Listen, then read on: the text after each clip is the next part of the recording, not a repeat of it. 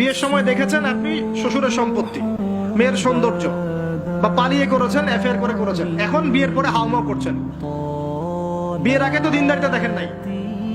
আল্লাহর নবী কখনো বলেননি 4টা গুণ দেখে বিয়ে করো, হাদিসের শব্দ এমন নয়। ওলামায়ে কেরামকে জিজ্ঞাসা করেন 4টা গুণ দেখে বিয়ে করো নয় শব্দটা, 4টা গুণ দেখে সাধারণত বিয়ে করা হয়। 4টা গুণ দেখে সাধারণত বিয়ে করা হয়। সম্পদ, সৌন্দর্য, বংশ, দিনদারিতা। তোমরা দিনদারিতাকে প্রাধান্য দাও, না হলে তোমাদের হাত ধুলোয় ধূসরিত হবে।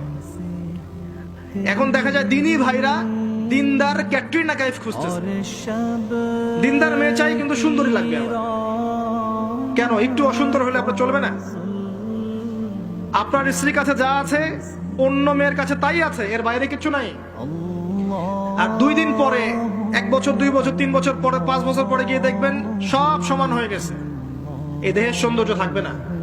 মনে তাকওয়া থাকলে, আল্লাহওয়ালা স্ত্রী হলে আপনি দুনিয়াতে জান্নাতে থাকবেন ইনশাআল্লাহ। দুনিয়াতে আপনি জান্নাতে থাকবেন ইনশাআল্লাহ। আর যদি ঘরে একটা বদকার স্ত্রী থাকে, তাহলে আপনার দুনিয়ায় জাহান্নাম, দুনিয়া জাহান্নাম। অতএব বিয়ের আগে, বিয়ের সময় খুব কেয়ারফুল থাকবেন। আপনি দিনদার মেয়েকে প্রাধান্য দেন। এবং মেয়েদেরকেও বলবো, দিনদার ছেলে ছাড়া বিয়ে করে না। অনেক বড় চাকরি করে, অনেক বড় ব্যবসা করে, এটা সেটা, নামাজ পড়ে না, এগুলো দেখছেন না, সুদের চাকরি করে, ঘুষ খায়, আপনি রাজি হয়ে যাচ্ছেন। এরপরে গিয়ে পস্তাচ্ছেন যে হুজুর আমার সংসারে অশান্তি, এটা সেটা। এখন তো পস্তায় লাভ নাই, বরং আপনার সন্তানও হবে ওই নাস্তিক প্রজন্মের মতোই। নাউজুবিল্লাহ।